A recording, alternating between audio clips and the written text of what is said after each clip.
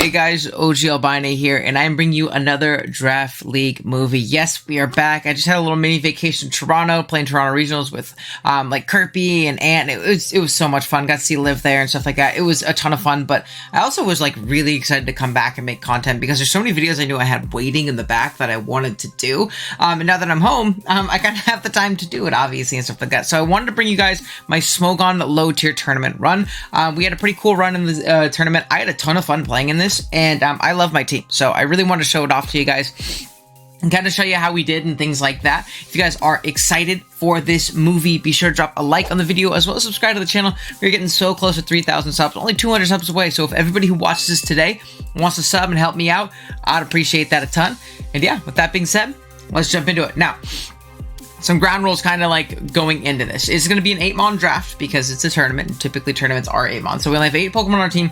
And this drafting did take place before the DLC. This is a very, very long tournament. It was a Swiss tournament. So it lasted a long time before we got onto like brackets and things like that. So we drafted for this back in like the summertime. So this is pre-DLC, meaning like my first pick right here, which we'll talk about in a second. Revaroom cannot run high horsepower. Something to keep in mind. I have another Pokemon later on that gets a very important move back that would typically keep it out of low tier, that, you know, it didn't have before and, you know, allowed it to stay in low tier and things like that. So I want you to keep that in mind going throughout the video. When I'm not running high horsepower Revaroom or other move on other Pokemon, which I'm going to tell you in a second, keep in mind why that is happening. But regardless, I think pre-DLC wise, this team had a really, really cool feel to it. I really enjoyed using it. It's one of my favorite teams I've drafted. And low tier is a lot of fun this gen. I think it's really cool how power crept it's gotten this generation. So I'm excited. So that being said, talk about our first Pokemon. This is going to be Revaroom. Yes, I round 1'd Revaroom. Why did you round 1 Revaroom? Well, this is going to be our Tera captain for this team. And I would like you to think about the ability Filter, the move Shift Gear, and then just Iron Head, Gong Shot / Poison Jab, plus any coverage move I want. Whether that be ground, because I don't have high horsepower yet, remember, whether that be fire, whether that be flying, whether that be water, whether that be whatever typing goes. I mean, I brought a ton of typings this tournament, and you're going to see how unbelievably good this Pokemon is. It's very, very strong for the metagame and how it's kind of set up and things like that. In Clash of Kings, we actually banned this thing from tearing because it's honestly a little too good to be completely honest. It does incredibly well. It can be very versatile in its item slots, and it's pretty easy to get going with Filter plus Shift Gear. You're gonna find a pretty good opportunity to get off when you get rid of that Steel Poison typing that makes you die to any ground move ever, even with Filter. So yeah, with that being said, that's going to be Revaroom. The team's kind of structured around chipping things down for Revaroom, getting Revaroom in, and winning the game.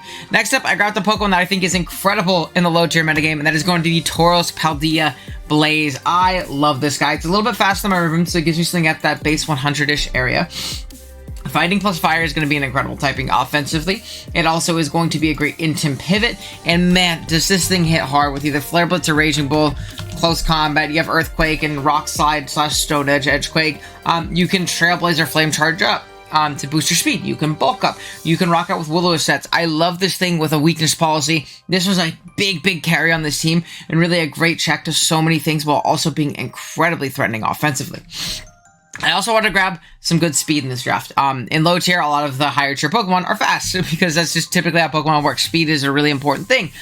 So I wanted to grab something that was very solid, but very fast still, and I ended up grabbing Inteleon, grabbing a offensive water here for this team. And you'll see that does kind of give us a few problems later because it's really hard to draft double water in 8-mon, depending on how your team is structured, and it was really hard for me. But I really do like Inteleon a lot here, mainly because of that speed tier. 120 is incredible. 125 special attack. Now, we did lose access to focus energy this generation as a whole. It didn't even come back. But this Pokemon is very strong. I really like choice specs. I think people kind of like tunnel on the fact that it can be sniper a lot. Because Torrent is incredible too. Once I get down into Torrent and I throw off a Specs Hydro Pump, nothing's taking that hit. But we also have great coverage like Ice Beam. We have Random Air Slash, which is actually really clutch in a lot of matchups, and you'll see why going forward. If we play like the Tauros Paldea Aquas, which were everywhere in this tour, we get U-Turn, we get Taunt, which is great, and we can even rock out with Swords Dance sets, Sucker Punch sets for priority, things like that. It didn't get Flip Turn until this DLC. This is like a current thing, but yeah, definitely a really solid. Oh, I just totally spoiled the team. Oh no. How do I? No, Owen. There we go. Next up, that you didn't know about, we have Rillaboom here. Now, this is a Pokemon I was talking about. Rillaboom did not have access to Grassy Glide like it does now before. So, that made it much, much more manageable in low tier, but I still think it was an incredible pickup, especially with what we have. It massacres bulky waters, which our team really, really appreciates right now. Things like Tauros and Inteleon don't really deal with waters well. Rillaboom bullies them, absolutely demolishing them. And keep in mind too, this is before Scald came back, so not a lot of waters had Scald. The move was really only on Full Canyon, so that made Rillaboom that much better at checking every single water type ever. Grassy Surge boosted Wood Hammers are still incredibly strong. We had Stomping Tantrum, no high horsepower yet, but we had Stomping Tantrum as ground coverage. We could even Drain Punch if we wanted to for good coverage and steals, but mostly it's going to be the fact that this thing is a great pivot here. It's going to grab momentum with U-turn, and Inteleon plus Rillaboom form a great offensive core, or momentum core, to get in breakers like Tauros and get in win cons like Revaroom a lot of the time, which I really like. And I think this team kind of need to lean into the pivot aspect of it just a little bit more, which I thought was really cool. Then, again, still spending really high. Oh, also we can go with like SD Trailblaze sets, which are really strong as well. Then next up though, I kind of kept the spending high. I went Mesprit. This is just a tried and true favorite of mine, especially in low tier. I mean, utility out the wazoo, great defensive stats, again a great pivot. It also gives us a really reliable stealth rocker. While Revaroom is very good, it is a steel type that can't rock, and that's a little bit tough, right? We want hazards on our team. So we got Stealth Rock, but the main reason I actually got this is not only because it pivots with U-turn, gets up rocks, but Healing Wish. I really like Healing Wish with a team like this. With Pokemon like Rillaboom that wear themselves down, Pokemon like Tauros that wear themselves down, Pokemon like Revaroom that can break open for themselves and then win later on. I really liked having that Healing Wish option to keep it healthy. We can obviously Thunder Wave things, and there's always the option of going Nasty Plot or Calm Mind and setting up and winning, because we still do have 105 special attack and 80 base speed, which is not bad. Like, this Pokemon is very good. Really just a jack of all trades, master of none, but man, is it really good at what it does and kind of doing everything. So I was really big on this Pokemon. Now, for our last two Pokemon though, we're obviously pretty abysmal point-wise, right? We don't really have much. We have Revaroom, Tauros, Inteleon, Rillaboom, Mesprit. Am I missing a Pokemon in here? We might be missing a Pokemon. I'm going to check that as we pull up our 1, 2, 3, 4, 5, 6, 7. Dude, I think I'm missing something. Did I just not bring something? Oh well, we'll figure it out as we go. If I'm missing something in the team breakdown, oh well. But we grab Palisand. Palisand's going to give me a rock type, or a ground type, sorry. It's going to give me a spin blocker, which is important for my next Pokemon, because we are going to lean the hazards a little bit more, because I think it's very important with a team with this much momentum and breaking power. It gives me a spin blocker. It also gives me another offensive fighting check, which I think is really important. Mesprit is good, but doesn't have the reliable recovery that Palisand does have. And it's just going to be a really sturdy, physically defensive pivot on this team, which we don't really have up to this point. It soft checks a lot of the top ends of the metagame, which I think is really cool. And yeah, it can even be really specially defensive if you really need it to. And just the combination of Ghost plus Ground is really annoying to switch into. Even if like you take the hits, they're not easily resisted, right? And we can really whittle things down with Shadow Ball plus Earth Power. Then we have Shore Up as reliable recovery, and we set up rocks. And that's basically going to be the Palisand set every week that it comes, but it's going to do it well. It's going to do what it's supposed to. And then I got one of my favorite low tier mons. I'm going to grab Colossal. Now, I'm sure you've noticed, not only did we not have spikes, which Colossal gives us, we also didn't have any kind of removal on this team, which is no bueno, not good. So we ended up grabbing Cole here as our rapid spinner here. Also, just the ability of Flame Body or Flash Fire giving us either a fire immunity, which is really nice into a team with Bulky Water and Inteleon. It gives me a fire resist as well, which is really nice. And then Flame Body as an ability is always going to be really obnoxious, baiting burns on things, and believe me, I will. I will do so if needed to do so. But on top of that, like I said, it gets Stealth Rock, it gets Rapid Spin, it gets Spikes, and it can burn things. It burns with moves like Lava. Oh, no, it doesn't get Lava Plume. Will-O-Wisp. Will-O-Wisp, and you can go either physical or special or mixed, because we're slow enough to where like our speed doesn't really matter. So we can go with both. We can even boom and be like a Suicide Lead hazard set or something like that with like a Focus Sash, and maybe even Steam Engine if we think that a water move is going to come our way or something like that. So definitely a really cool Pokemon. I enjoyed a lot. I know it's only 7. I don't know what I'm missing from my team, so we'll have to figure that out. I don't think there's anything I never brought, so I'm sure we'll figure it out here soon. But yeah, that's the team. I'll be right back with the first game of the tour. Alrighty, gang. Round 1, we're going up against Pikmin, and he has a pretty terrifying team with the Poltegeist, the Indeedee, the Cryogonal Armarouge, the Tauros Paldea Aqua, and the Sandaconda. Now, going into this matchup, there's a lot of really scary things in this team, right? The first of which is going to be the Sinistry, or the... Why am I forgetting its name now that it's not the new one? Poltegeist. Oh my god. Is going to be the Poltegeist. I don't have a Ghost Resist on this team. Now, if I had like a Grassy Glide Rillaboom, we'd be chilling. But even then, there's the the Psychic Terrain. So I really don't have a good, Poltegeist matchup. It absolutely goes crazy on me. So I have to be very careful about that. Armarouge is another Pokemon that goes absolutely nuts. The combination of Fire plus Psychic against my team is incredibly, incredibly overwhelming, especially because of the fact that it does have Focus Blast for something like the Colossal, which would typically be a decent check otherwise. And then Water Bowl is something that really scares me. Like a Choice Band Water Bowl just clicks close combat against this team, right? Because I can't really afford to use my Messer to do so because it's going to be my main Psy Spam check. I see Psy Spam as a VGC guy now because I'm the VGC guy. But it really can't afford to switch into those things. So I really have to keep my Messer very, very healthy for that. Other than that, though, I think my offensive matchup is really good. We'll take a look here in a second at why I think so. But yeah. First up, we have our win com. This is going to be Revaroom. We are Clear Amulet with Filter, Iron Head, Gunk Shot, Tera Blast, and Shift Gear. We are max, or 48 HP, 224 attack, and 236 speed with an Adamant Nature. The Clear Amulet is obviously for the Tauros Bull Aqua. We do have to be careful that we're not putting Aqua Jet range, but regardless, we should be fine. Terra Ground is really going to help us hit the Armors. There's something on the bench as well that it hit that I'm kind of forgetting about. But it's also decent neutral defensive typing against a lot of this team. Because we can kind of tear up the things that, take it on. Otherwise, we have to get a little bit chip on that Tauros Bull. But other than that, honestly, when we get up to +1 attack, we can kind of nuke through everything on this team. It's very, very strong in this matchup. Speaking of very strong in this matchup, we just got a Choice Band Tauros Blaze. It goes crazy here. Flare Blitz Close Combat Earthquake Raging Bull hits this team incredibly, incredibly hard. The Tauros Water does not want to switch in on us. If it switches in, it takes like a -1 or technically neutral close combat. It's basically just guaranteed in range of Revaroom from there. There's not great counterplay otherwise. Something like Sandaconda might be a typical switch in to a KO by Banded. Something like Cryogonal is going to get nuked. Something like a Armarouge, which does resist our dual stabs, is going to get blown up by an Earthquake. And same thing as Indeedee and Poltergeist, they get blown up by Flare Blitz. So this Pokemon is really well offensively if we can position it very well.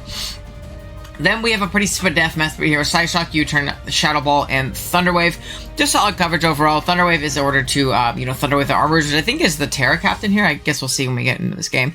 But it also Thunder Waves the Poltergeist or whatever it might be. We can also Thunder Wave the Tauros if we really, really want to, but Psyshock should hit that thing decently hard. Psyshock is going to hit Pokemon like Cryogonal decently harder and things like that. We grab good momentum, and we should be a good Spadef pivot into his Psy Spam here, which is obviously very, very nice. Then we have Heavy Duty Boots and Teleon. We are Snipe Shot, U-Turn, Sucker Punch, and Air Slash. We have 36 attack, max special attack, and 220 speed with a Rash Nature. My bad. We have Mighty Special Defense, but yeah. This Pokemon is really, really strong here. Something like the Cryogonal doesn't really appreciate switching into us. Now, it can, but it's pretty passive into us. And the main thing with Cryogonal is I Snipe Shot, and then I U-Turn, and then I go into Tauros, and I kill something. That is basically how that sequence is hopefully supposed to go. You have Air Slash for the Tauros Water Bowl. I would have gone Specs probably otherwise, but I wanted the Air Slash to be able to switch up moves because Snipe Shot and Air Slash should, kill most Water Bowls unless it's like super, super Assault Vest. And the Sucker Punch is really nice for that Poltegeist outside of terrain.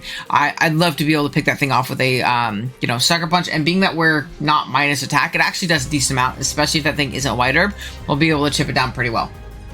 Then we have Colossal. We're also rocking off the Spadef Colossal. Flare Blitz, Rock Slide, Rapid Spin, and Stealth Rock here.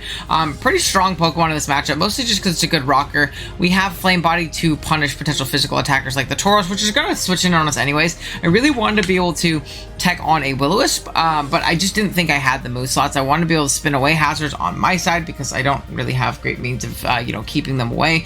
There was a Spiker on the bench. I totally forget which one it was, but we also have Rock Slide to hit the Armarouge, which is going to be a great check to that thing. And then we have Flare Blitz for pretty much everything else. It decently does, chip things down throughout the game, which is nice. And then lastly, we have Rillaboom. We're rocking out with a pretty bulky set here. Drum Beating, Drain Punch, Knockoff, and U-Turn. Pretty simple stuff. It's going to check the Bull. It slows things down with Drum Beating. I didn't want to take any recoil due to Wood Hammer. Knockoff is going to be great for things like the Indeedee Armarouge. U-Turn allows us to grab momentum. It also pivots into Sandaconda very, very well. So, with that being said, let's go ahead and jump on into the battle. we can see in this game, he is going to be, yep, he is Tera Armourouge. I was right. It's Tera Water Armourouge in this game, which is good to know. So if we can force that thing to Tera, we can potentially revenge it with Rillaboom. And Rock Slide is still going to be neutral, same as Shadow Ball and Side Shock once he Tera, so I can always Thunder Wave that thing, which is going to be really, really nice. We do have to be careful with our Inteleon, as we don't as easily revenge it anymore. I'm going to lead off with my Inteleon into a Sandaconda. This is great. I can just throw off this plus special attack boosted snipe shot, do a ton of damage to something coming in. Cryo is going to be switching. It say it just 40%. And in my head, I'm like, okay, should be fine. We're just going to get a U-turn out of here, go into our bull, and do some damage. I fucked up. So, he's going to freeze dry and kill me. And in my head, I'm like, holy shit, he's Scarf in this matchup? I just didn't expect Scarf to come into, you know, the double fire plus Revaroom. I really didn't. It turns out, I'll find out later, I miscrept. I accidentally tied. I was a little bit aggressive with my creep, and it wasn't that he just brought max speed for no reason. I think I just miscrept and tied him. I talked to him afterwards. So this is a big mess up on me, because I'm sure you see how unbelievably good Inteleon is in this game, and I just sacked it off immediately for no reason. We're going to Tauros, so we're going to be able to click a button here. There's not much that's going to want to switch in. I do click Close Combat because I don't think that the pivot is going to be the fighting immunity in Poltegeist as it gets blown up by a Flare Blitz.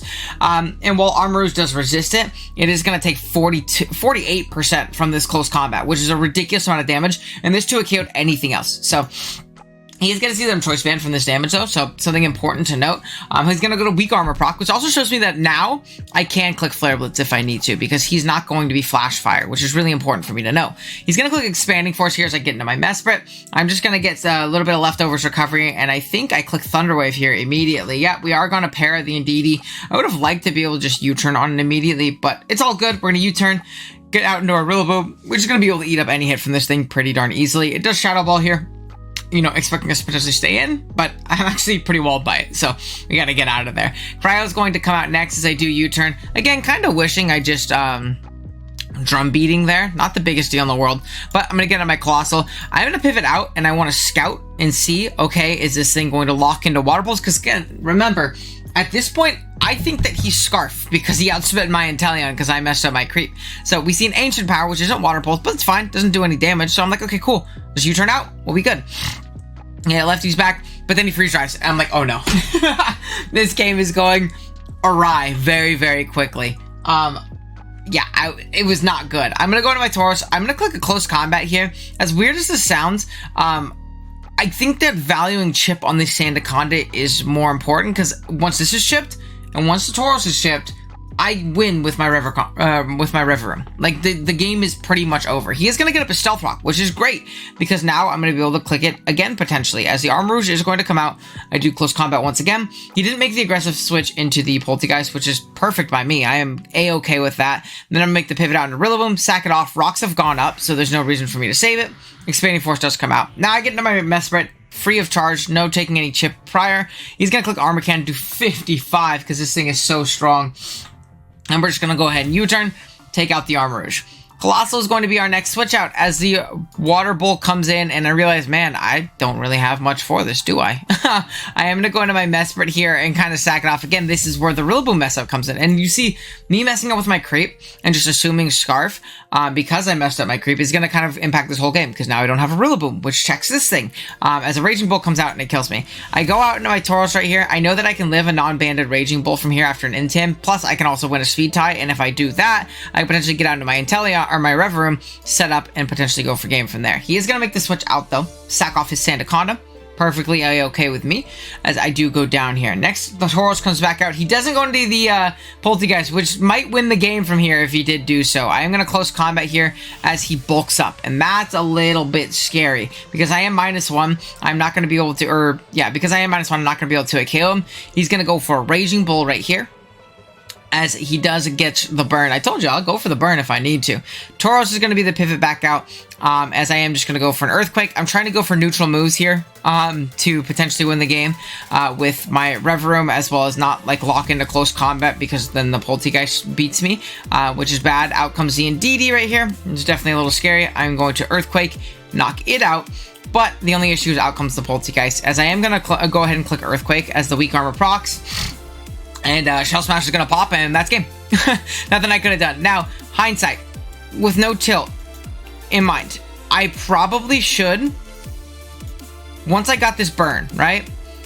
Once I got this burn, I think my play potentially should have been to go into Revaroom and try and set up and win, because the +1 gunk shot would kill from here, and I do like Oko everything in the back pretty easily, and if I do that, then potentially Revaroom can win. I should have realized that like Choice Band Tauros EQ wasn't going to win unless I got a crit on the Poltergeist, and it was going to allow that setup opportunity. So I think that was a big throw by me, not playing to my outs as well as I humanly could have. And obviously I think a big part of that is tilt, and that's completely on me. So we actually start this video off with a big loss, and in a tournament, in a Swiss tournament, that's big. Losing round 1 is rough, man. We're kind of fighting our way up for the rest of the tournament, so we got to see how this goes. I think there's definitely things I could have done better. I was actually very happy with my prep. Outside of the Inteleon miscreep, and I think that just threw me off for the whole game and had me super boned. But yeah, that being said, let's go ahead and jump on into the next one. Alrighty, gang. Round 2, we're in the losers bracket now. We are 0-1 playing against another 0-1 coach, which is how Swiss works. We're playing against a Mighty Thunderball here, and he has a pretty cool team. We have the Haunter, Alamola, Tera, Brood Bonnet, Cyclozar, Sandy Shocks, which is a menace in the low tier form, but thankfully we have probably one of the best checks to it, at least defensively. It still gets free volts on us forever. We have a good check to it. And we had our Palisade, which is pretty good, but we ended up leaving it on the bench because I didn't like it very much against everything else. And then we have Ultras, which is going to be really annoying for a lot of things on our team. So let's go over what we have in particular. First up is going to be a very bulky Tera Water Revaroom with Field Terra's ability. Obviously, we're a Poison Jab, Tera Blast, Shift Gear, and Substitute. You're 200 HP, max attack, and 56 speed with an adamant nature. This thing goes really, really well. If you look at the combination of water plus poison into this team, it is unresisted. Plus, there are definitely Pokemon we take advantage of. Something like the Moltres, potentially. If it's not carrying a flying move, and even if it is, it's not doing the most to us, we can definitely set up on it, and we kind of deter Will-O-Wisp that way, which is good. But especially the Aloe. Aloe came, I get on an Aloe, I sub, I get a free shift gear off. That's the game. Like, it does really, really well. Like, almost like, to where it's almost like guaranteed to win if Aloe is in on Revaroom. Then, we have Inteleon here. We are Surf, Ice Beam, Taunt, and U-Turn. Pretty simple set, really. Where Taunt to kind of stop the Aloe from passing wishes and other things, and Surf plus Ice Beam hits things very hard. Really, there's not great switchings outside of the Aloe, and if Aloe comes in and I catch it with a U-Turn, Revaroom. So Aloe coming is a good thing, right? Ice Beam hits any other water resist, which is going to be Cyclozar and the Brute Bonnet. And other than that, we hit things very hard. We're looking pretty good. And then outside of that, we have our Tauros. We are weakness policy this week. Again, more Aloe fodder. We are Raging Bull, Stone Edge, Close Combat, and Trailblaze. Does really, really good here, in my opinion. If something like the Aloe wants to hit us with any type of water move, we can go ahead, get our weakness policy procced. We Trailblaze, and we can potentially take it out with a close combat, and really take out anything with a close combat. We'll live like defensive Moltres air slashes as well, but really it's for that Aloe. Other than that, 4 attacks is really good, and I didn't really see the need to go Assault Vest this game, because it would just be for like Moltres plus Sandy Shocks. So Sandy Shocks already like 2-hit kills us with an AV anyways, and Moltres be Oko with a Stone Edge anyways. So like I don't really want to use it as my Moltres switching, because I have a much better one in the back, which is actually next up. Gonna be our Colossal. We are Flamethrower, Rapid Spin, Spikes, and Power Gem. This thing is here to check the Moltres. Come in on it very, very freely, as it does not have Scorching Sands this gen. Ancient Power does not do that much. Then we can go ahead and throw up Spikes. We can Rapid Spin away opposing Spikes. Now the Spiker does kind of beat us, but it doesn't really want to switch it on Flamethrower, which is nice. And if we could chip down thing, it's gonna be, you know, solid. We get up our Spikes, we can Rapid Spin, and it's really here just kind of wall that Moltres and be annoying to it. It also checks Haunter, which was something I wasn't super prepared for, but now that I have Spit F Cole, I do take it on pretty well. Then we have a more Fizz Def, Mass Sprint with Psyshock, U-Turn, Ice Beam, and Stealth Rock. This is going to be a rocker in this game. Again, hazards are really important in this game, especially for the Moltres. And now you might be thinking, oh, and it's just going to run boots. It is, but I have a Rillaboom, which means it's not going to have its boots. I can guarantee you, because look at Rillaboom, look at the rest of the team. We'll talk about that in a second, but it is the only Rillaboom switch in. So I feel pretty darn comfortable rocking out with this Mesprit here. Gets up rocks pretty well. U-Turn is going to punish that Brute Bonnet coming in before it tears, which I think is nice. Ice Beam is to hit things like Cyclozar and the Sandy Shocks decently hard as well. And yeah. Then lastly, we have a Rillaboom. Like I said, we are protective pads because I do not want to get burned by that Moltres. So we're going to go ahead and knock its item off. It is the only switch in, and then from there, our rocks are permanently going to be hitting it, and Moltres is just not half as much of a problem anymore, which is great. We also have Drum Beating plus Leech Seed and U-Turn in this game. Again, looks really, really solid here. Knockoff is going to be great at getting rid of items. Leech Seed keeps us healthy. We also pivot into things like Brute Bonnet decently well, depending on its Tera type, and you'll see its Tera type isn't one that really takes us on super great anyways. So yeah, with that being said, let's jump into it. We can see his Tera type on his Brute Bonnet, like I said, is going to be water in this game. So my Revaroom does check it defensively decently enough. Once it tears, it gets blown up by a Drum Beating. Once it's not Tera, it gets blown up by a U-Turn. So we have pretty free knock into it, which again is really good for the Moltres. So Cyclozar is going to lead. I'm going to lead Mesprit because it doesn't really get O-code by anything, as it does U-Turn out into the Brute Bonnet. I clicked Ice Beam as like a neutral click because it hit the Cyclozar staying in, which could stay in, maybe like knock me off, and then spit away my hazards afterwards. So I wanted to get off an Ice Beam gauge if it was AV. Or it also hit the Brute Bonnet, which is a likely switch in on the switch in with an Ice Beam. We see it's a very bulky Brute Bonnet, only 29%, which is pretty crazy. And I feel pretty comfortable staying in and getting out my rocks here, because if it dark moves, oh well, I take a decent amount of damage and get out of my Revaroom afterwards or something of the sorts. But I think that my rocks are incredibly pivotable, and I don't particularly want my Tauros to go to sleep right now is the main thing too. So I am going to go ahead and get up my Stealth Rock as the Spore does come out. I was correct in that assumption, as they do go to sleep, but the rocks are going to go up. I get out into my Rillaboom right here, which I believe this thing is going to pivot out into Haunter. A bit unfortunate, because I don't switch into Haunter very great, but I'm going to make the Cold pivot. Now, they make the double into Moltres. I'm not 100% sure why that was the case. Maybe expect my Revaroom to come in on the Poison move, but if like a Shadow Ball came out there, which is pretty darn free, I'm in a pretty bad spot, so I didn't want to have my Revaroom take that Shadow Ball, especially because I have no Healing Wish. Because of this, I'm going to get out into my Colossal, as Sandy Shocks is going to be the pivot. I just get a Spike up, which is going to be really nice. I'm going to get out into my Rillaboom, punish any kind of spike coming up here. As an Earth Power comes out, does get a Spadef drop, but really it doesn't matter a ton. Moltres is going to be the only switch into this thing. I know that the Sandy Shocks doesn't do anything to me, so I'm just going to go ahead and knock off, get rid of this thing's boots. And now, as long as my rocks stay up, this thing's taking 50% of the switch in every time. I'm going to get onto my Colossal right here, as Aloe is going to be the pivot. Going to pivot back out into Mesprit right here as a Chilling Water pops. And I take this as an opportunity. I can play pretty slow right here and just burn a Sleep Turn. Not much is going to immediately threaten me. Cyclozar is going to be the pivot out here, trying to get off a Rapid Spin, which honestly I'm fine with because my team is healthy enough and my hazard setters are healthy enough that I can just do what I did again, right? So I'm gonna again burn another Sleep Turn. I do wake up this time, get off a big Ice Beam for 36%. Nothing too crazy, as it does end up U-turning out this upcoming turn out into the Sandy Shocks, which I'm pretty okay with. I am just gonna get up my Stealth Rock, and again, I have a pretty free switch into Rillaboom. I am gonna U-turn into it because, you know, Electric Move didn't do a ton to my Mesprit anyways, and I don't really need health on it for anything in particular. As to get out into my Rillaboom, and I believe I am just going to go ahead and click U-turn as Aloe comes in. I guess not wanting to go into the Moltres because if I knocked there, it could have potentially died depending on how bulky it was. I don't think it did, but it was basically dead because it would be forced out by something and then, you know, be dead. So he probably wants to get the spin off, but because the Aloe came in, this is the perfect opportunity. This is the opportunity we were talking about in the team builder portion of the battle, that I get in my Revaroom, I click Tera, I click Substitute, and that's it.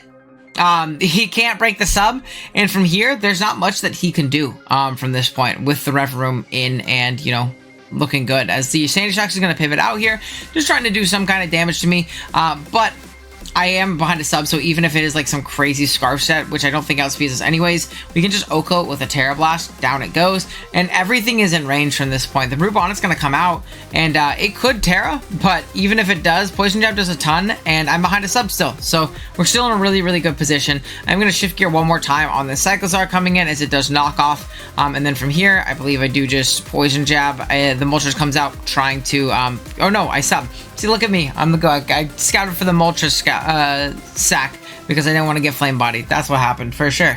But I'm just going to be able to Tera Blast, pick off the Moltres, and then out comes the Aloe. And I think at this point, it's just game. There's not much that he can do. I think he, like, realizes it here in a second as I shift gear one more time. And yeah, he says GG's. Good Tera Bring. So, yeah, we're able to bounce back in a pretty hefty way, going from a 1-0 loss to a 6-0 win within the matter of a week. So that's obviously really good. Feeling really good about the team now, and I know that if I'm not playing like dumbass and I don't mess up my creeps and things like that, this team is really solid, and I definitely, you know, think we can go far in this tournament. So we're on to 1-1. Let's see if we can keep it going. All right, round 3, we're going up against Astico here, and he has a terrifying hail team. I mean, you could see there's 4 ice types on my screen. Thankfully, though, we have double fire, offensive Inteleon, and a Revaroom in this game. So I think our offensive matchup is actually pretty incredible. However, that Tera Frostmoth looks to be a big issue. Tera Ground was a set that I was most worried about, and that is a set that ended up coming. So we're going to have to be very careful about that guy in this game. Let's go over what we brought first. So, first up, we have, again, a Tera Water Revaroom. This time, we're just very offensive and very fast. Iron Head, Tera Blast, Shift Gear, and Gunk Shot. Not only does Tera Blast Water hit the Armor Rouge, which isn't Tera, it's also just a very good typing defensively in this game into the, ridiculous amount of ice type threats in the game that, our opponent does have access to.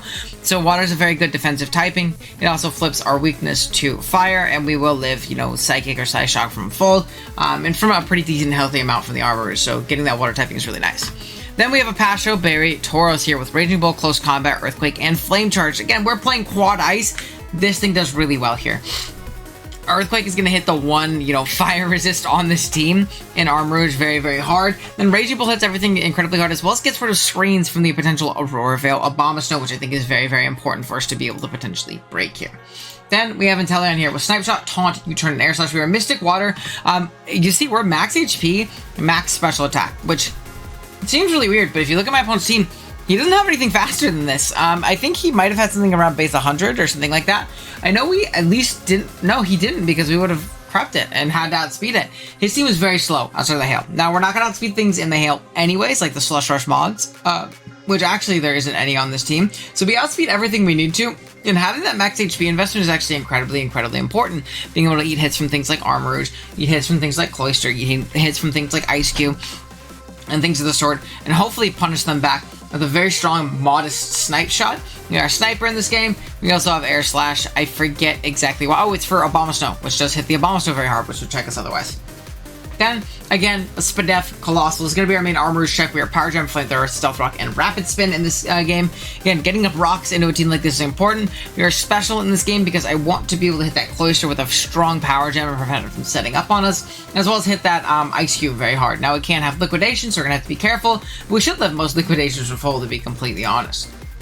And then next up, we have our Master. We are Psyshock, Nat, Seapalot, Shadow Ball, and Encore in this game. Pretty offensive set in this matchup here. Does really well here, though. A lot of things are slower than us. We can prevent any kind of slower setup or anything like that. We can also prevent things like Frostmoth from queuing up on us forever. We can lock things like Armor Rouge into Calm Mind if it's not, weak armored up. We can, lock things like Cloister into, potential disadvantageous attacks. Things like Abomasnow into Veil. Put ourselves in a decent spot. But really, Psyshock Shadow Ball hits this entire team incredibly hard, and that's kind of what it's here to do. Then lastly, we have a Scarf, Woodhammer, U-Turn, Knockoff, Brick Break, Rillaboom. Brick Break is to get rid of screens as well as fighting coverage. Woodhammer hits this team very hard, especially if this is Tera Ground or Tera Water Frostmoth, which are the two types I expected the most. Scarf, this thing will outspeed the Frostmoth at +1 and blow it up with a Woodhammer. Like, absolutely nuke it. And honestly, Woodhammer is very free in this game. Not many things want to switch in on it other than the Armor Rouge, which gets blown up by a knockoff, and the Abomasnow, which doesn't have any reliable recovery, and we can get a U-turn off on, which is obviously really nice. Alrighty, that being said though, let's go ahead and jump on into this one. So we do see at lead that Frostmoth is going to be a Tera Ground variant, so it's something we have to keep in mind. We're going to lead off with our Rillaboom just because there's nothing faster than us on this team at all, and we can always, U-turn, gain momentum, and figure out what we want to do from there. We do see an Abomasnow lead. I am just going to U-turn to 46, which is a crazy amount of damage, to be completely honest, in the snow, showing this thing is not physically defensive. Aurora Veil goes up, which means I can just go into my Tauros Blaze and click Raging Bolt. There's no fire resist on this team other than the Armor Rouge. Now, if Armor Rouge comes in this Flash Fire, it's a bit unfortunate, but we do have our Colossal at full health still, so we can potentially deal with it in that way. We're going to Raging Bolt, as the Ice Cube is going to be the pivot in. It takes the Ice Face hit, goes down to, its Noise Face form, which means it doesn't have very much defenses. And because it's already done this means that I can revenge this thing the next turn and prevent it from ever trying to belly drum. Nothing it does really threatens me either because of my, Pasho Berry, so I clicked the wrong button. So he is going to click Liquidation. You see, this does 22%, which means it wouldn't have done much otherwise. We just click Close Combat and knock this guy out. Even with the defense boost, because the Nice Face isn't the bulkiest thing in the world, we do knock it out through the snow. Now, next up, Arm Rouge is going to come out. Thankfully, we do still have pivots into this. In the Colossal, Side Shock is going to pop, do 31% right here as we get a little bit of HP back from the grassy terrain. He's going to Focus Blast. I could have Power Gemmed here, but I wasn't super worried about getting the damage off on this thing as much as I am about getting up rocks for potentially this thing if it's not boots, the Abomasnow if it's like a veil, if it's a light clay set, as well as the Cloister if it is like a white herb set or a sash set. I think that's really important to do. So we end up getting it up here. Side Shock is going to be able to pick us off the next turn, but that's fine because we can just go into Inteleon and click a button. There's not much that really wants to take us on. Abomasnow does show to not be boots, so we basically secure a knockout on this guy. We get the crit due to the crit boost from Snipe Shot, which is obviously nice. Out comes Frostmoth. We are going to taunt this thing. I can't allow this thing to set up for free, especially before it has Tera. That's very, very bad, and we can't allow that to happen. So we do go ahead and taunt this Frostmoth and just try to Quiver Dance. Doesn't get it off. Gonna U-turn for a little bit of Chipskis, get out into our Tauros here, get the Intim off as a Tera Blast comes out raw. Now, it could have Tera Grounded there and knocked out my Tauros, and that's completely fine with me, because then it forces into that water typing. I can go into this, I can go into this, I can go into this, and revenge it with 3 different means, whereas when it's still this bug ice typing, I have my Tauros to do so.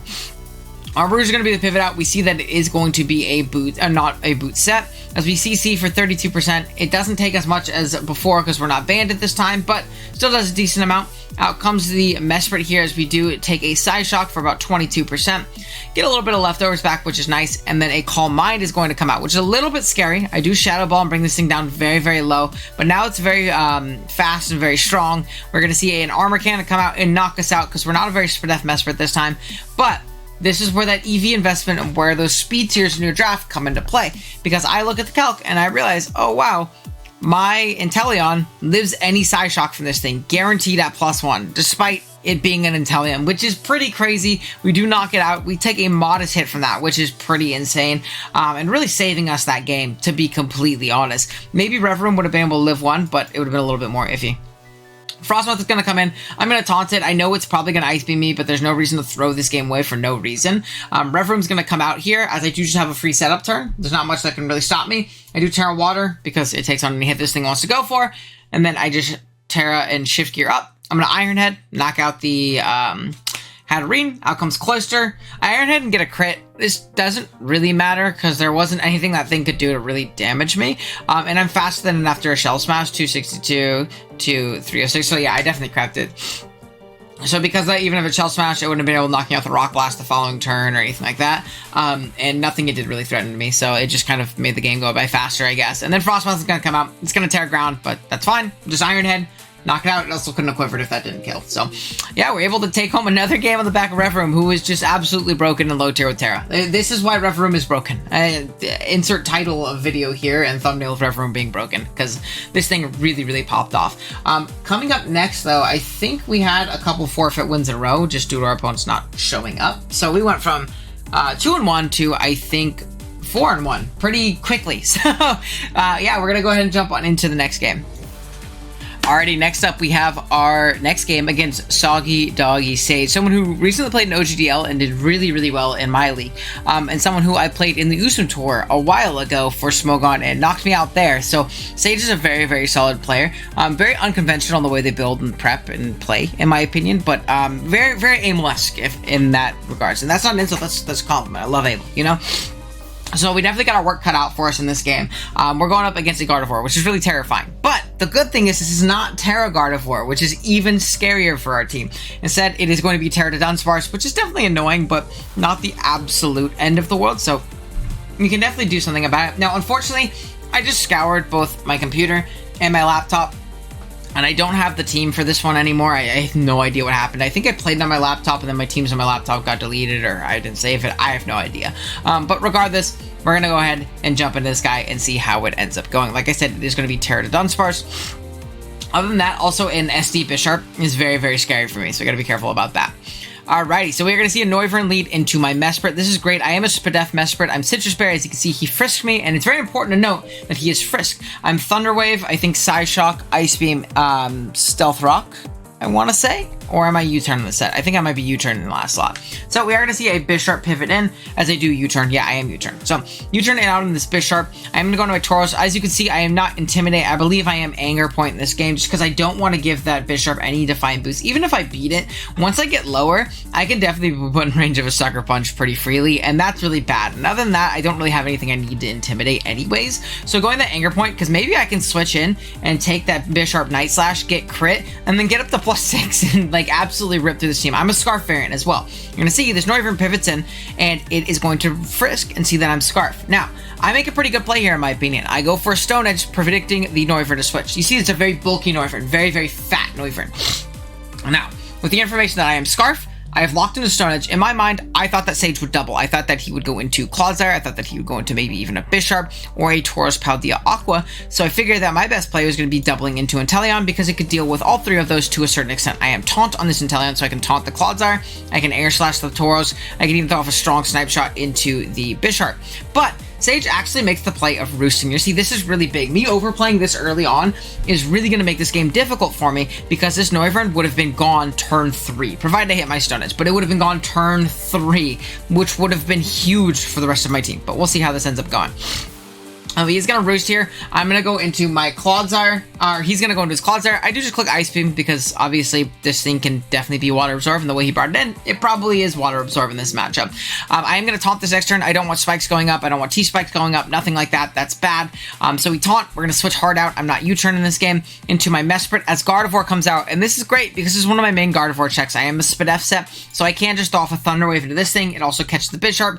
Moonblast comes out just 33, so it's still very strong as we do get a Thunder Wave off, and Noivern is going to pivot in right here as I U-turn. Now, if only I Ice Beamed there, but not the biggest deal in the world. We see that it is a Rocky Helmet Noivern, as it is going to go for a Taunt into my Colossal, and you'll see how obnoxious this thing is proving to be when I could have knocked it out turn 3. Now, do I agree with Sage's play of staying in there because he thought I would double? Not really, because I think it was a game-losing play and it was really early, but I also technically did overplay on my end, so that's really going to come to bite me. Super Fang is going to come out into my Mesprit. I actually get literally the exact amount of health back, which is pretty funny. Get back up to 51.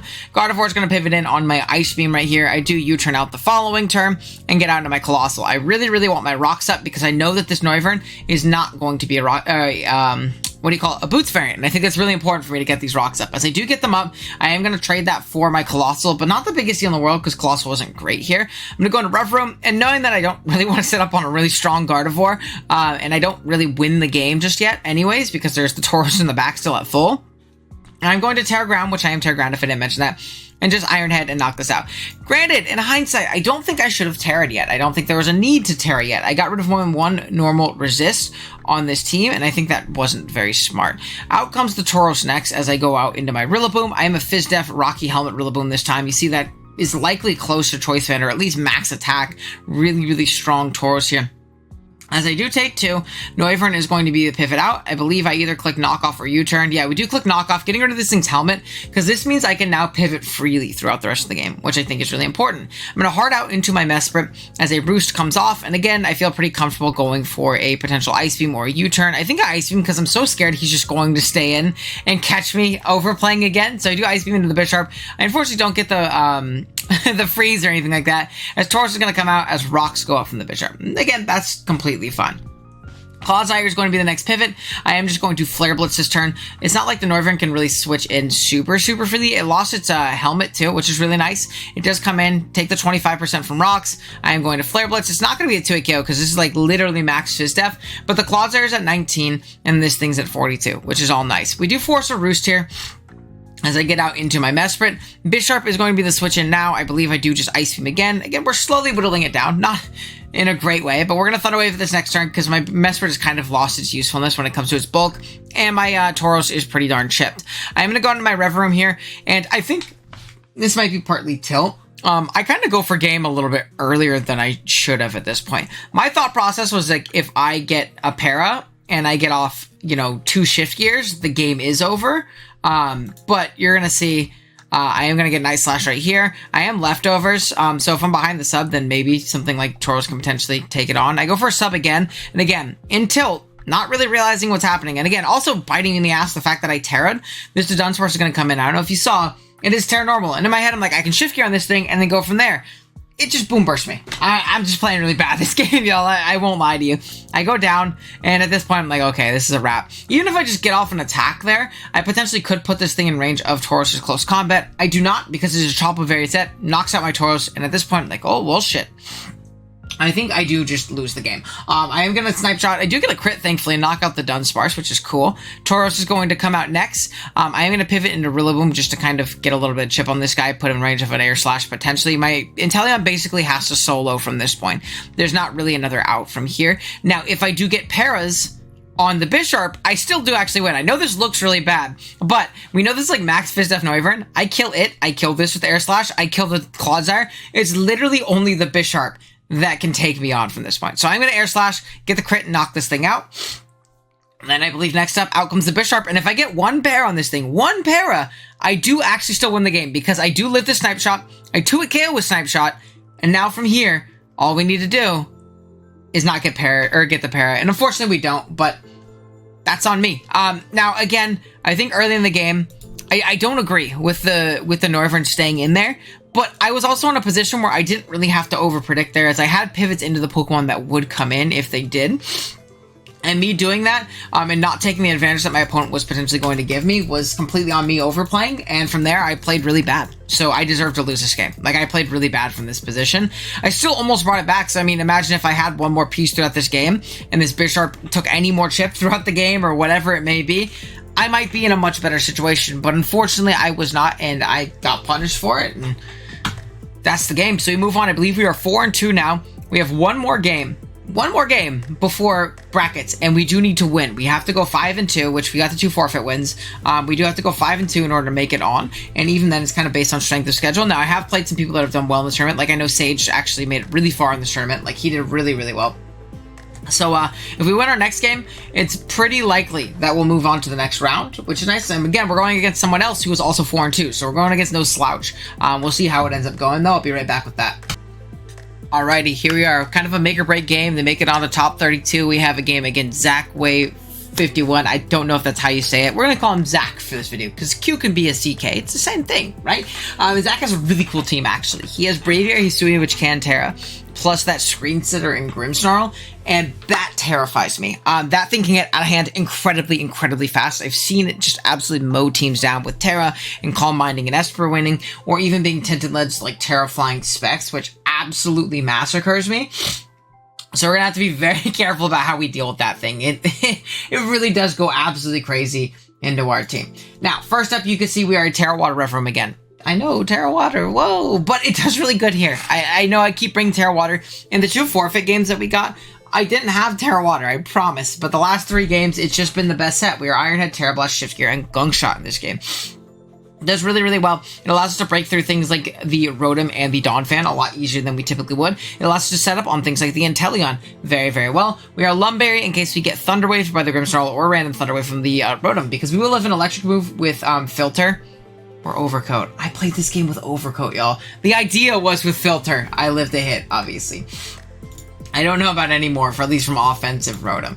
Then, next up, we have Inteleon here as I try and switch tabs a little bit faster. We are Specs in this game. We are Max, pretty simple stuff. Hydro Pump, U-Turn, Surf, and Ice Beam. I mean, look how well it does. The Water Resist is going to be the opposing Inteleon, which isn't a good Water Resist, obviously. I think there was a Grass on the bench that didn't end up coming, which was Ice Beam, either a Grass or a Dragon. I forget. But, regardless, Surf and Hydro Pump are very free here, and it's all we really need to click, and we will 2 a KO or OHKO pretty much everything, not named a really bulky Inteleon, which I think is obviously going to be really, really nice. Max to tie the other Inteleon. Then we have Weakness Policy Bull, my favorite set to run. It is Weakness Policy with Raging Bull, Bulk Up, Close Combat, and Trailblaze. Again, look at this Pokemon. It does really well. Once we instantly get Donphan and Bulk Up, its Earthquake really isn't doing that much. And if it's weakened at all, we can Trailblaze up and do a ton of damage to it. Something like Rotom is going to get blown up by a +2 or +3 Close Combat. Something like Tauros Bull is actually going to be very obnoxious. And that Pokemon is something I think I definitely under-prep for. I kind of slept on how good it really is as that like catch-all physically defensive check. It is definitely really obnoxious, but once that thing goes down too, we're looking pretty okay with our Tauros Bull. It does really well offensively in this game. And it's not like the Tauros Bull on the other side is going to 1v1 us really well. We'll at least take it out, but we might not win because of it. Then again, we have Choice Scarf for Rillaboom or Woodhammer, Knockoff, Drum Beating, and U-Turn. This is a Scarfer faster than a +1 Braviary, which I think is really, really important. It does decently offensively outside of the Rotom and the opposing Inteleon, which absolutely does me dirty, because I just said the opposing side has water resist Inteleon. That's also one of my water resists. Now I also do have Rillaboom, but Rillaboom is rocked by an Ice Beam and takes a ton of damage from it. And I thought AV was a little bit too passive, so I thought Scarf was the best of both worlds, outspeeding like, +1 Braviary, as well as picking off something like the Inteleon. And outside of the Rotom, it actually does pretty well offensively in this game. And if we can knock off Rotom and make it take rocks, that's even better, right? So definitely like it a lot here.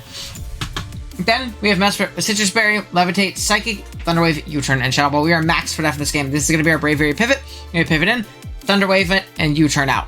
Kind of deal with it with something else, or at least sack this thing off to, whittle down the, what do you call it? The bird, the Braviary Hisui, and go from there. It's also a soft check to things like Inteleon, things like Rotom, and even sometimes things like Donphan. It's probably just going to knock us off, so probably not a great check, but it also checks the Tauros too. So definitely a solid Pokemon. Citrus Berry is going to allow us to take on like Hurricanes and things like that, and take 2 of them a lot easier.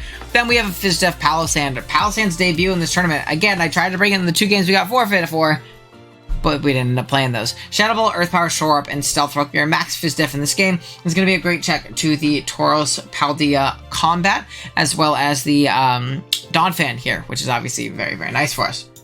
Now, let's go ahead and jump right into it. We do see that it is Tera Water Braviary on the other side, which is something that's definitely a little scary. But again, once it Teras, it is going to be fodder for Rillaboom to come in and blow it up, as long as it's not ridiculously fast at that point, which I don't think it will be able to do against our team.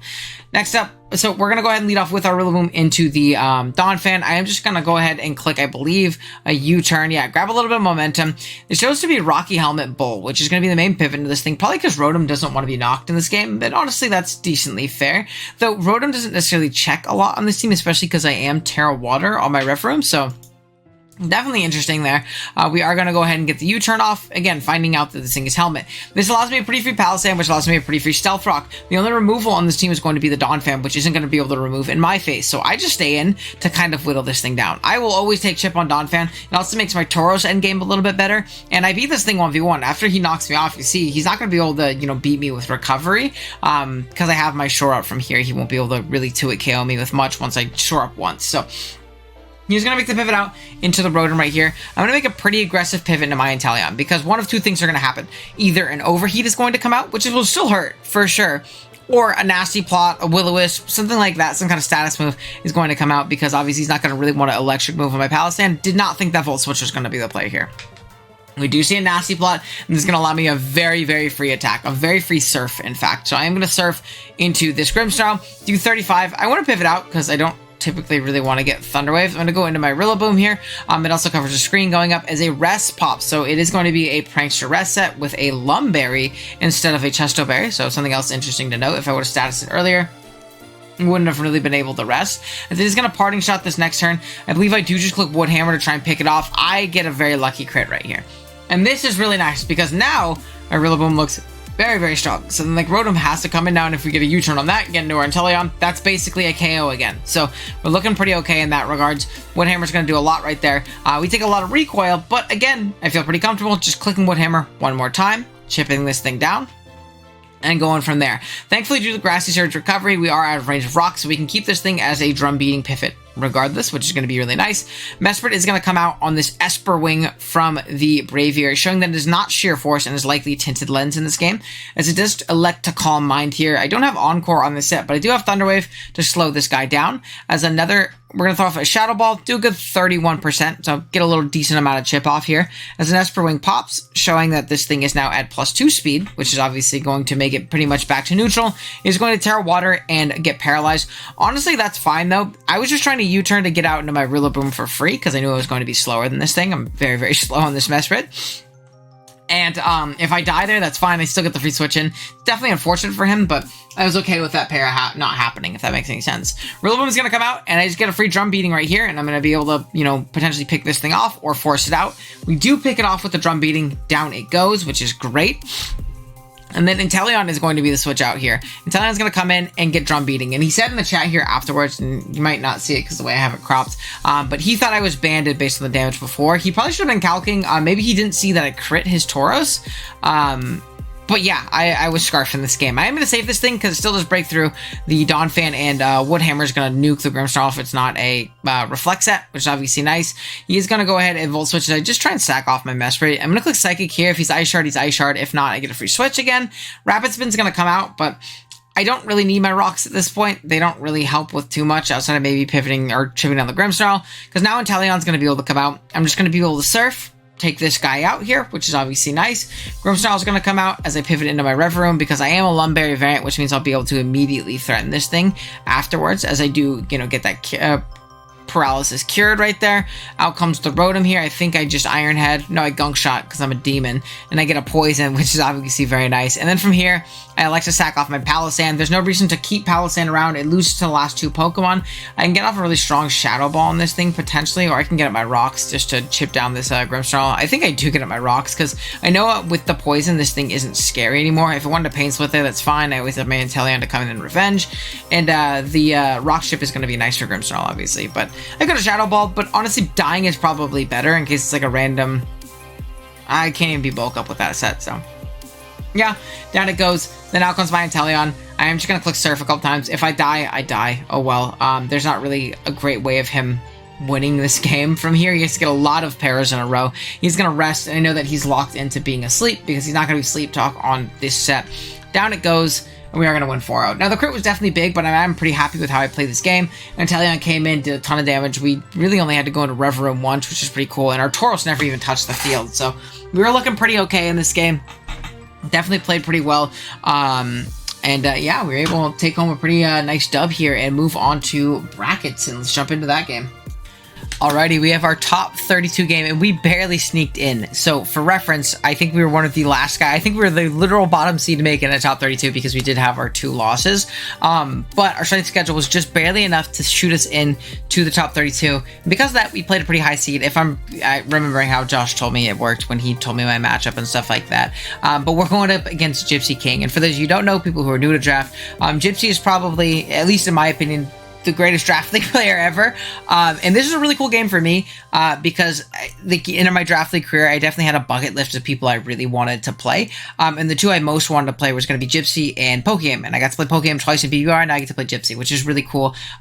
Big inspiration content-wise for me. I love Gypsy's old content and stuff like that. So this was really hype. I super grinded for this matchup. Big shouts to Emil, by the way, for really helping me out in this game because I was really, really struggling in the matchup, like, you know, in building and in mocks and things like that. So we definitely really refined a lot of things, and I was really happy with the team I had. So you can see the team that Gypsy has right here, and the Gothorita, the Gardevoir, which is Tera, and that makes it infinitely more scary than the last couple cards we've played.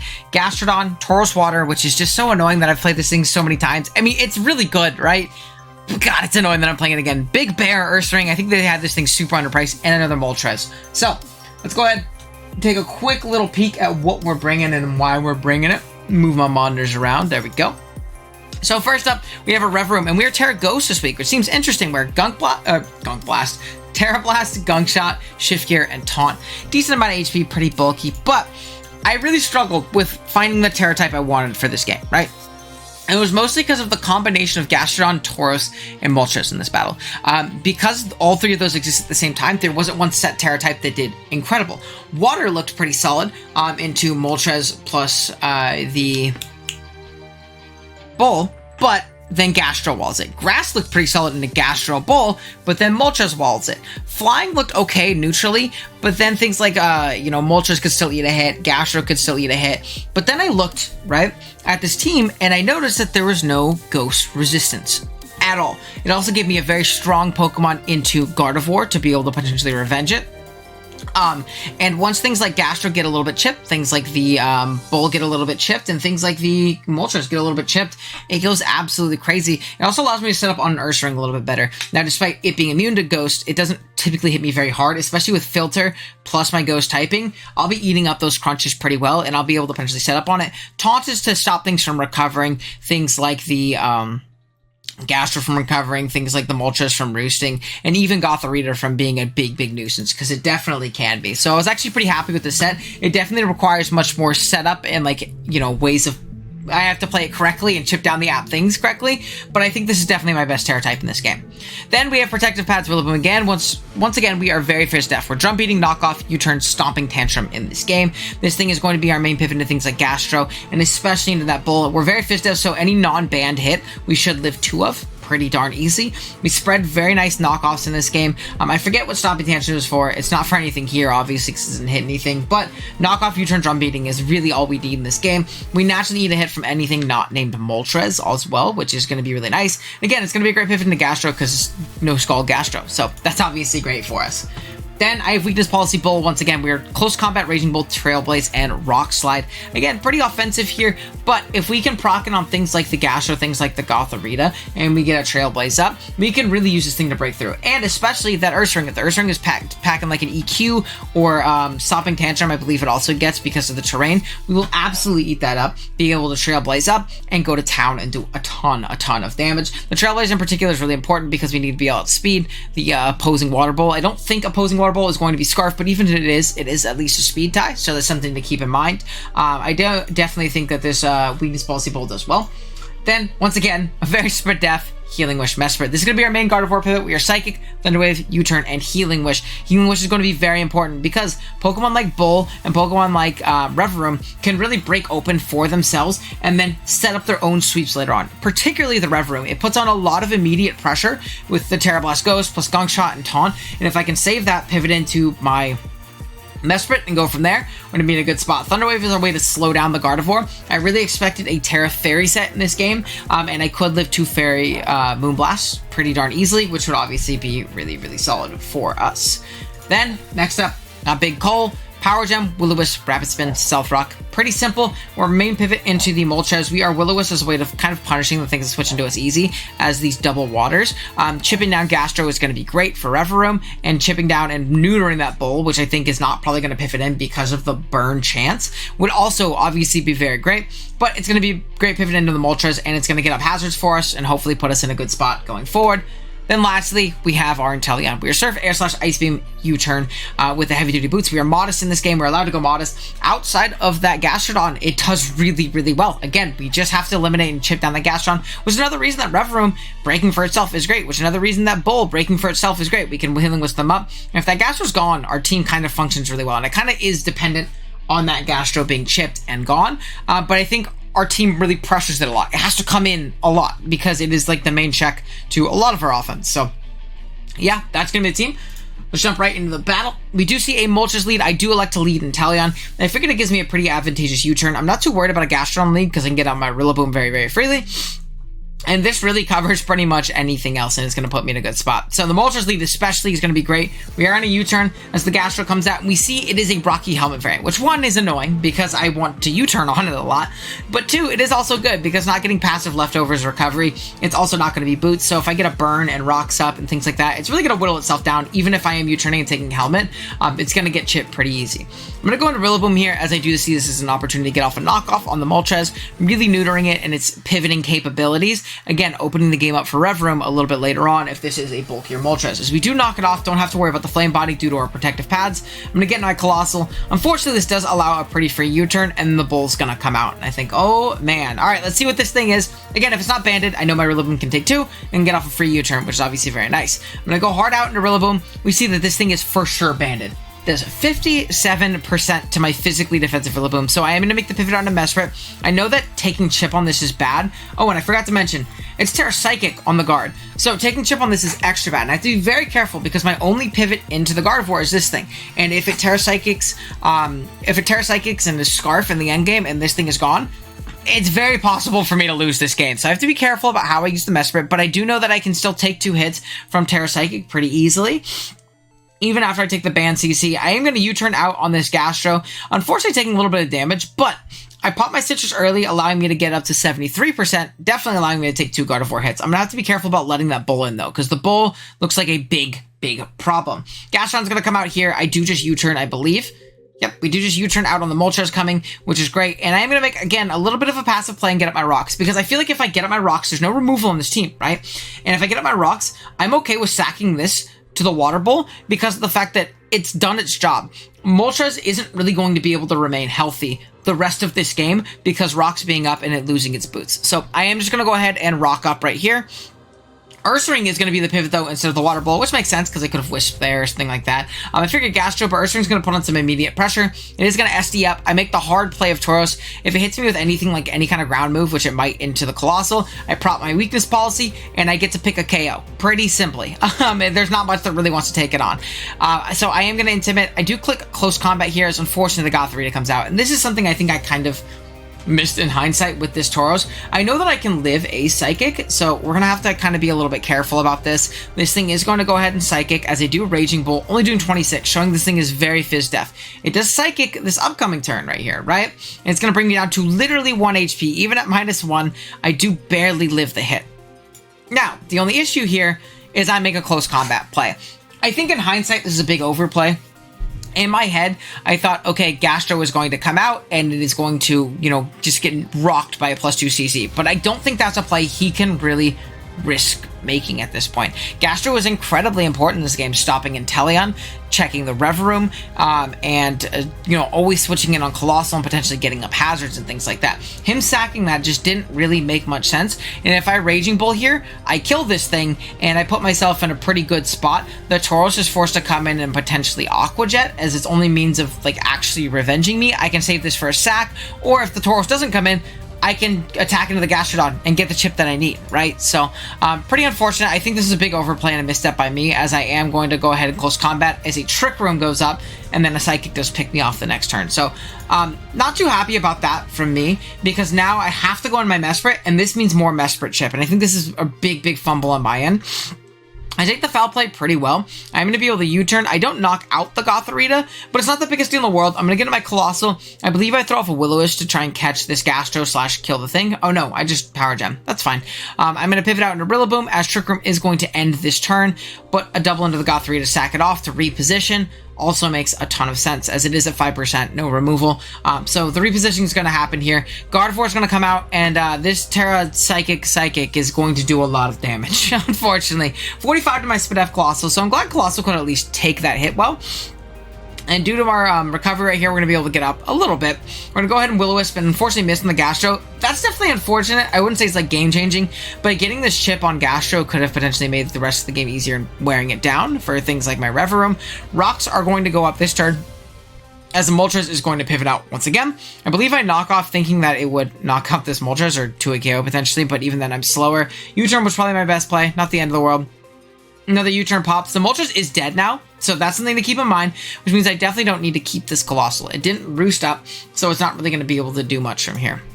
Tauros is going to come out, and again, I don't have a switch in for this. It's tough because I'm put in a spot where I can sack my Mesprit, but then I don't have Healing Wish later in the game, and I've kind of already established how important Healing Wish is for this team and for getting Revaroom set up to win, especially because I know I'm going to have to take damage to break down this team, which means I know I'm going to have to Healing Wish it up later on. So I decided that Colossal is probably my best sack. This makes me much weaker to the Gardevoir if it is Psychic, and it wasn't showing Specs damage. It was showing modest damage, but definitely not Specs damage. So I am going to go down to this close combat right here. Something had to die, and I also felt like Rillaboom was too important. I felt like Inteleon was too important because it was the only thing on my team that outsped Tauros as well. So I really just didn't feel like I said anything else. But the good thing is, we do see a burn here, and Colossal has come up clutch with these sacked flame body burns on Tauros this game. As I do get into my Revaroom, and because I am Tera Ghost, I know I have a free setup opportunity here, as the Ursaring is going to pivot out right here, and this is fine. I am going to Gunk Shot, and I actually hope for no poison here, because if not, the Crunch actually does not do that much damage to me due to being Filter and this, you know, Ursaring not being Guts boosted, but he does get the Guts boost, and this is going to make it to where he does 66% to me, which is a bit unfortunate, but again, why I'm very glad that I kept the Healing Wish in the back, because this still does give me an out for getting this thing back up to full and setting up again later. As the Ursaring is going to go down and get pretty unhealthy, we're going to go ahead and Gunk Shot, knock it out right here. So 2 mons down, out comes Tauros, and this is where the clear amulet comes up super, super clutch. Because if before he intinted me, I go back down to neutral, I do not kill him with Gunk Shot anymore. But now, since I am still at +1, I know this is a very offensive Tauros, it's choice ban, I know I live Aqua Jet, and I know that I can knock this thing out with a Gunk Shot, and again, pick another KO potentially, which is huge. He does make a smart play though, sacks off the Moltres. Makes sense. Again, you lose that. But again, forcing that sack earlier than he potentially could have wanted it to be is really, really nice for me. So I do click Junk Shot, nothing ends up happening. Gastro is going to be the pivot out here. I believe I get out into Mesprit as an Earth Power comes out. It doesn't hit me, unfortunately, as I believe I Thunder Wave to try and catch like an aggressive pivot into Gardevoir on a choke, because I knew I lived any one hit after this. It felt pretty comfortable. We do see a Sludge Bomb come out, no poison. I am going to just Healing Wish up and get out into my Revaroom. Now, the only unfortunate thing is I have to go out into my Revaroom. I can't go out into anything else because then they get Healing Wished up. But I know that I don't beat this Gastrodon from here, so I am going to pivot out. In hindsight, again, I think that I probably should have gone for 2 Shift Gears and a Tera Blast kill to potentially win, because as soon as they switch out here, I realize as soon as that Gardevoir comes in, I lose. So even if I kill this Gardevoir or this Gastrodon with this Rillaboom, it doesn't matter at this point. I need to make sure that I can try and position this Revaroom again. I think I just realized too late what I was doing. I'm skipping ahead too much. What I am going to attempt to do now is I'm going to go into Inteleon. What I want to do is I want to force him to kill me while getting off 1 Ice Beam of damage. If I can do that and I get the Shift Gear up, I win the game. I knock out the Gardevoir, I knock out the Tauros. Just like that, bada boom, bada bang. As a Sludge Bomb is going to come out, it is not going to poison me. A bit unfortunate. I am going to go for an Ice Beam. I don't want to kill this thing. I do not want to kill this thing. It's also why I'm not air slashing, because I don't want to flinch it. I would love to freeze it as well, as a Sludge Bomb is going to come out, and I am going to Ice Beam again. Now, again, from this point, I do still live this hit from here from the Gastrodon, but I think he realizes right here, he gets up 1 more spike. And in my head, I'm like, okay, he knows that if he gets up all 3 spikes, he does kill me with an Earth Power from here, and from there, the game is over. But what I'm really, really hoping happening is that he attacks me, picks me off here, and I'm good. I think that I should have made the call and just gone hard Revaroom. If I go hard Revaroom here, I Shift Gear up, I think I can potentially win the game, depending on if I live in Aqua Jet and things like that. Now, I don't know if I do from there, to be completely honest. As I do Ice Beam, I don't knock this thing out. Another spike is unfortunately going to go up. I sack off my Rillaboom this upcoming turn, or at least, yeah, I attempt to right here, as it does go down with the Earth Power. This next turn, I am going to make the pivot out into my Revaroom. It's not even like I can potentially kill this thing and then go from there, because the Gardevoir is still going to kill me. The Tauros outspeeds me as well, even if it doesn't. So the Tauros can come in and at least put me in range of Gardevoir, even if it didn't kill me. But it does with Terra Psychic. Like, it nukes me.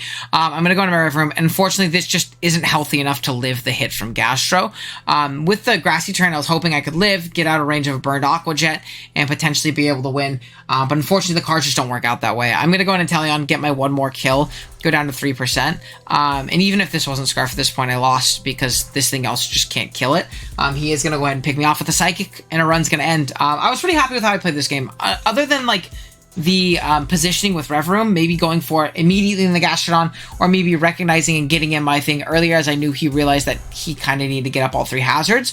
Maybe I need to make the aggressive pivot or something like that. Then maybe I could have won, but I was pretty happy with the way I played and built. Oh, and the Tauros. The Tauros was a really bad play as well. But overall, I'm pretty happy with this team. I'm pretty happy with how I played throughout the tournament. We did take, 3 losses in this video, which is pretty much just about as many wins as I showed as well, but we got a couple forfeit wins. So not like the most exciting movie we've uploaded where we dominate a season and win the championship, or make it to semis and lose, or make it to finals and lose.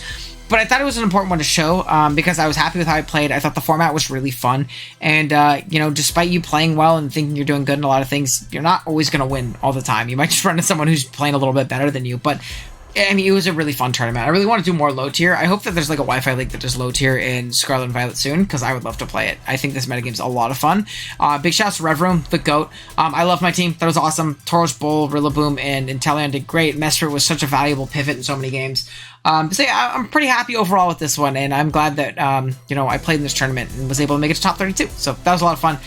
Thank you guys so much for watching. Again, if you enjoyed, drop a like. If you're new here, drop a sub. We're on our way to 3,000 subs, and I would appreciate a ton if you help me out along that journey. And yeah, that being said, I'll see you guys in the next one. Later.